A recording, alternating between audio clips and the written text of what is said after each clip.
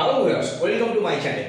আজকে আমি আপনাদের সামনে আবার একটা নতুন ভিডিও নিয়ে এসেছি। আপনারা যারা স্কুল সার্ভিস কমিশন কিংবা মাদ্রাসা সার্ভিস কমিশনের এইচএসএল এক্সামসের প্রস্তুতি নিচ্ছেন, তার আগে একটু বলে রাখি, কিছু পার্সোনাল রিজনের জন্য আমি নিয়মিত ভিডিও দিতে পারিনি বেশ কয়েক মাস হলো। আবার আমি আশা করছি আপনাদের সামনে আমার চ্যানেলের মাধ্যমে নিয়মিত ভিডিও দিতে পারবো। সুতরাং আপনারা যারা অলরেডি সাবস্ক্রাইব করেছেন আমার চ্যানেল, অসংখ্য ধন্যবাদ এবং আশা করছি নিয়মিত ভিডিও এরপর পেয়ে যাবেন। আর আপনাদের মতো আপনাদের বন্ধু বান্ধব কোনো কলিগ যদি এই পরীক্ষার প্রস্তুতি নেন, তাদের কাছেও এই ভিডিও লিঙ্ক বা চ্যানেলটি শেয়ার করতে ভুলবেন না।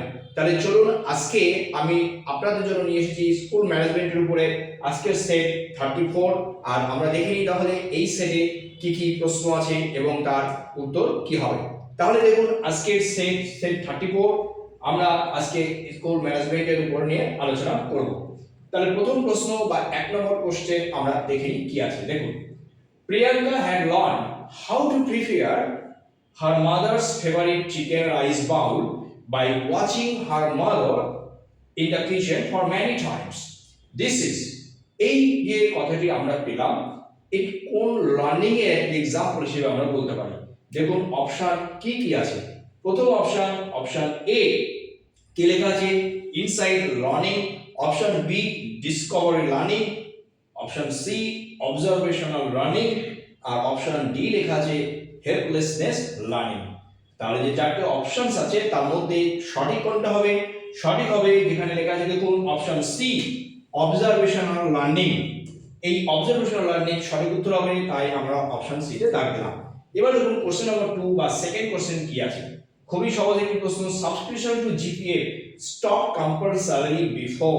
আমাদের চারটি অপশনস আছে, আমরা দেখে নেব কি কি আছে। Option A 1 month of retirement date, option B 2 months of retirement date, option C 3 months of retirement date, and option D লেখা আছে 6 months of retirement date। তাহলে এখানে যে চারটি অপশনস আছে, আমরা সঠিক অপশন কোনটা পাচ্ছি? সঠিক অপশন কিন্তু অপশন সি, যেখানে লেখা আছে দেখুন 3 months of retirement date। সুতরাং আমরা অপশন সি তে দাগ দিলাম। কোশ্চেন নাম্বার 3 বা থার্ড কোশ্চেন কি আছে চলুন দেখে নিই। Window is an example of. আপনারা জানেন ডস উইন্ডো খুব একটি ফেভারিট বা অতি কমন অপারেটিং সিস্টেমের একটা অংশ। ইন ওল্ডার ডেজ অপারেটিং সিস্টেমকে কিন্তু আমরা দেখতে পাই যে দুটি ভাগে বিভক্ত করা হতো। এখন আমরা দেখে নেব এই যে উইন্ডো, এটি কিসের example. Option A character user interface, option B graphical user interface, আর option C both A and B, আর অপশন ডি আছে না।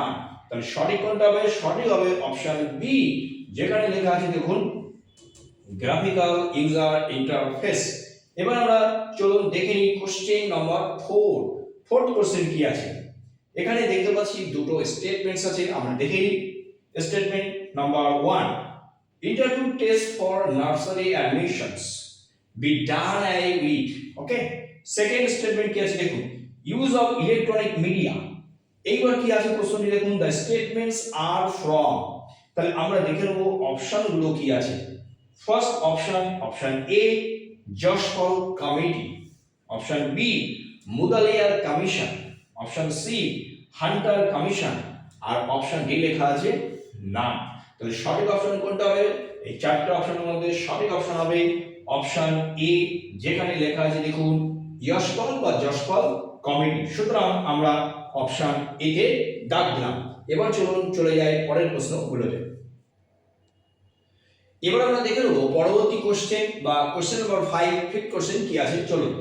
Who said the ash carrying its load of sandalwood knows only the weight and not the value of sandalwood। এই সুন্দর কথাটি কে বলেছিল? Option A আছে দেখুন R N Tagore, option B M K Gandhi, option C S মানে Swami Vivekananda, and option D না। তাহলে এখানে যে চারটে অপশনস আছে তার মধ্যে সঠিক অপশন হলো অপশন সি, যেখানে লেখা আছে এস বিবেকানন্দ, স্বামী বিবেকানন্দ। আমরা অপশন সি তে টিক দিলাম। কোশ্চেন নাম্বার 6 বা 6 নম্বর প্রশ্নটি কি আছে চলুন দেখে নিই।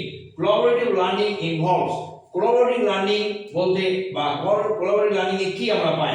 Option A students and teachers working together to solve a problem, etc. Option B, groups of students working together to solve a problem, etc. Option C, both A and B. আর option B আছে না। তাহলে collaborative learning এ আমরা পাই groups of students working together to problem etcetera. তাই question 6 এর জন্য অপশন বি কারেক্ট, আমরা অপশন বি তে দাগ দিলাম। আমরা দেখে নেব কোশ্চেন নম্বর 7।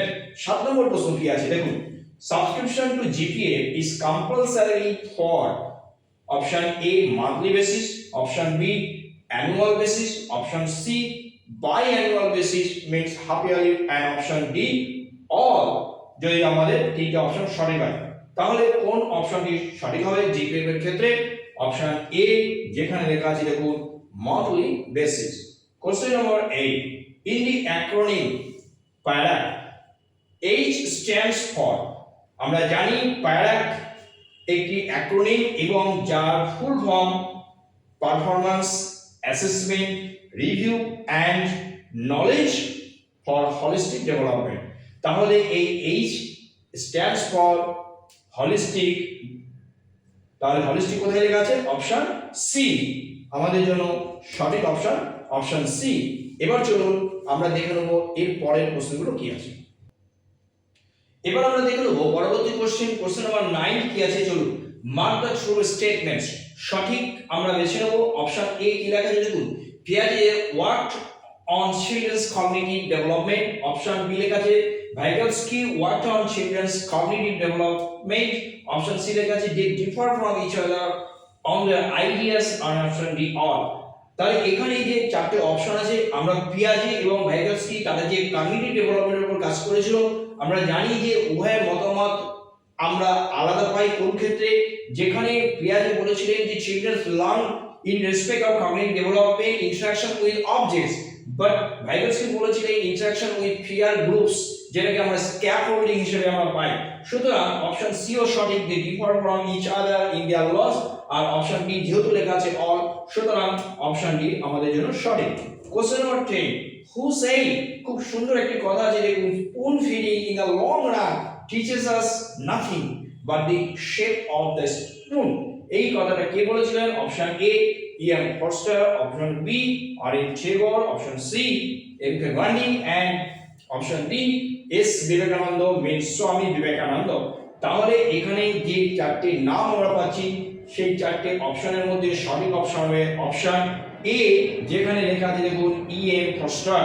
তাহলে আজকে এই যে 10টি প্রশ্ন এবং তার উত্তর নিয়ে আলোচনা করলাম, আশা করছি আপনাদের ভালো লেগেছে। আর আপনাদের যদি ভালো লাগে অবশ্যই লাইক করবেন, কারণ আপনাদের লাইক আমাকে ইন্সপায়ার করে আবার নতুন নতুন ভিডিও আপনাদের সামনে নিয়ে আসতে। আর আরেকবার অনুরোধ করব, চ্যানেলে যদি আপনারা প্রথমবার এই ভিডিও দেখেন চ্যানেলটি সাবস্ক্রাইব করবেন আর পাশে থাকা নোটিফিকেশন বাটনটি প্রেস করতে ভুলবেন না। তাহলে আজ এই পর্যন্ত।